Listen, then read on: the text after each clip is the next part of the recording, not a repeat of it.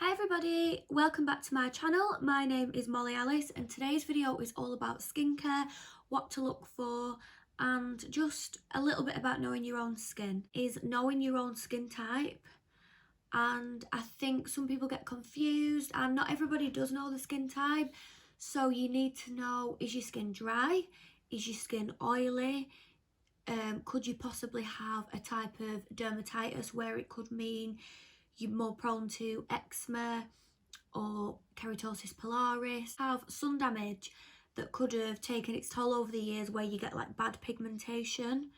There are quite a lot of different skin types that people have, and sometimes you could be oily in this area, dry in this area. Where could you be more prone to breakouts, and so on and so on. My next tip when looking at the products is ingredients, a very broad subject. However, I will cover just a little bit about what I know and what to look for. So when you are looking for a product, so when you're on the back, for example, the top 5 are the most important. Anything below 5 ingredients isn't a high concentrate. So anything above 5 or 6 ingredients is a high concentrate. So for example, you might see an advert on the telly and it says, this product is aloe vera and it's so soothing and blah, blah, blah, blah, blah.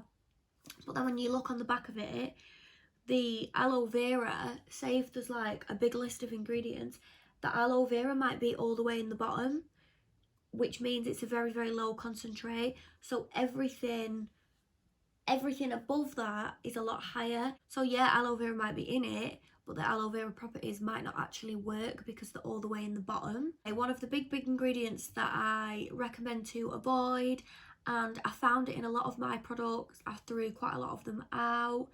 It was in a lot of face masks, a lot of serums, and I just felt so betrayed. And that ingredient is denatured alcohol.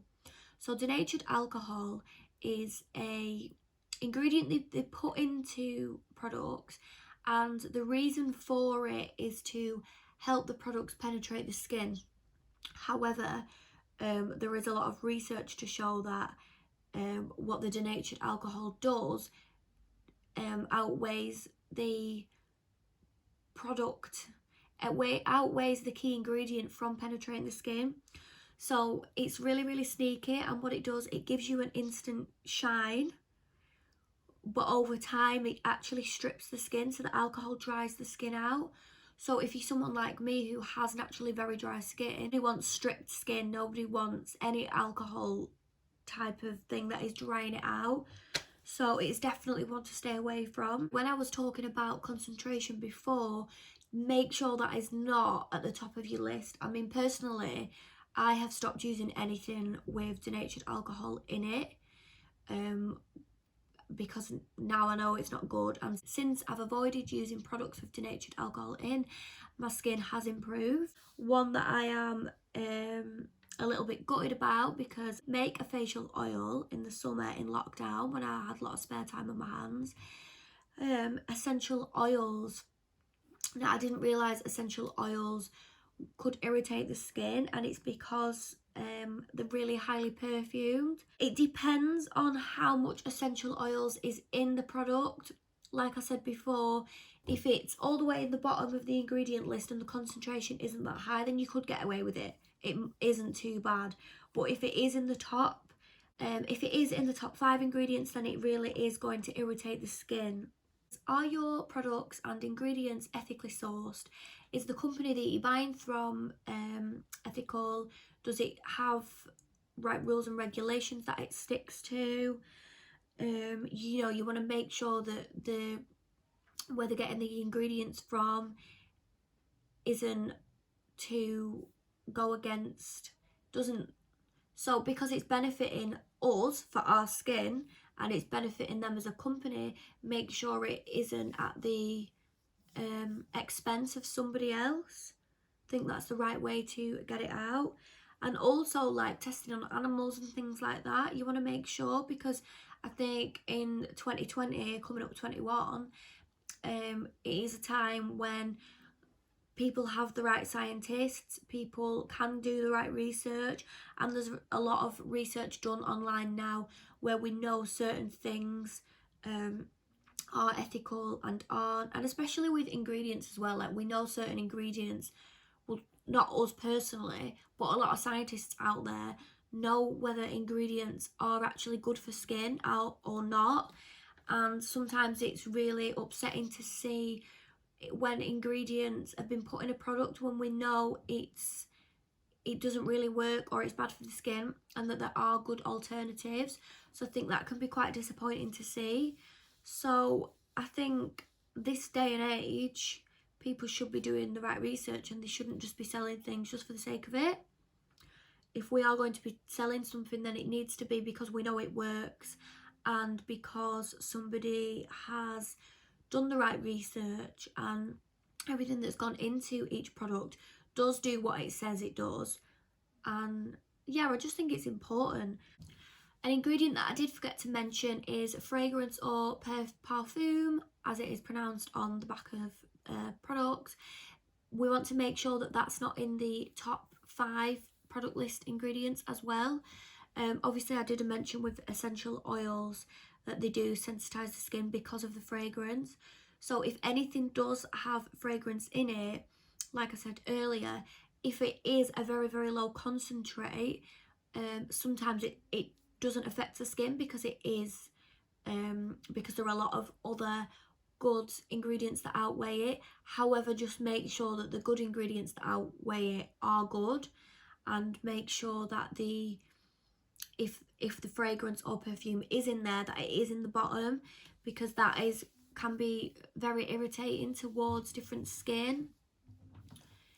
So what I want to talk about quickly before this video ends is the reason I'm so passionate about skincare products and checking ingredients is because, you know, I've done the research, I've used the products with the denatured alcohol and the crap in it, and it has took its toll on my skin, and my skin has got bad. And then I've done my research and I've found products that do work. And I think as well, since being pregnant, in the start of my pregnancy, my skin was so bad. Like, it was so bad. And it wasn't even that it looked bad. Like, you might, to look at, you might not notice it. Don't get me wrong, I really, really broke out bad, really bad, everywhere. But the texture of my skin felt like sandpaper. And for someone who is passionate about skincare, and I was doing a skincare routine regularly and consistently, it was really, really getting me down. And I know, you know, it sounds a bit sad, but when I've got bad skin, it really affects my confidence, and I just don't feel comfortable in myself at all. So this sort of urged my fire and my oomph a little bit more, because I thought I really need to be serious in what I'm putting onto my skin.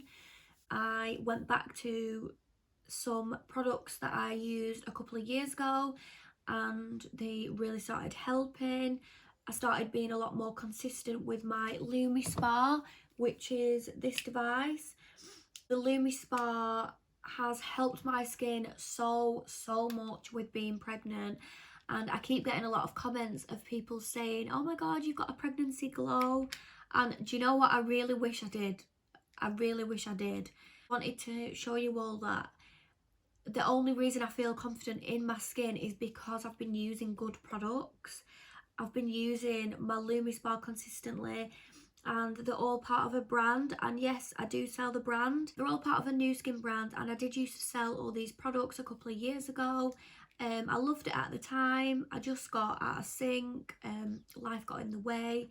And before I got back into selling these products, use them consistently first for a few weeks, see if my skin did change, check all the ingredients. My skin has dramatically improved. And I know some people might think, oh, you know, it's because you're in your second trimester, your skin starts to glow then, but it doesn't. Mine hasn't. I know for a fact, if I don't use my LumiSpa, it does start to feel dry, and my skin I can feel it going back crappy again. And I'm still breaking out, you can't really see them. My hormones are still causing me to break out. However, the products that I'm using are keeping it under wraps and keeping it in control. And because I'm being consistent with the right products and the right ingredients, it is helping me massively. My confidence is back. I feel better. I like knowing that the background into all of the products and all of the science is great. So I will leave it there. I won't babble on too much. If you do need any help with any skincare problems and you've got any problems, they don't even have to be similar to mine, because I really do my research when it comes to things. If you've got any questions and you want any help, then do message me, because I really want to help other people feel confident in their skin, because I know how crappy I felt at the start of my pregnancy, and on days when I think can't be bothered doing my skincare routine, and then I feel my skin and I think no, I need to stick to it. So I know how you feel. So yeah, if you want to drop me a message and you need any advice, any products advising, then please just, yeah, I'll get back to you and do my best to help you out. But I know how you feel. And there is Lumi Light at the end of the tunnel, and not even just the Lumi. It is a massive range of products, and there is literally something for everyone. So I'll end it there. I hope you all have a good Saturday. Thank you for watching. So don't forget, Wednesdays are about personal development and positive mindset, and Saturdays will all be about beauty and skincare and anything beauty related. So thank you for watching. Bye.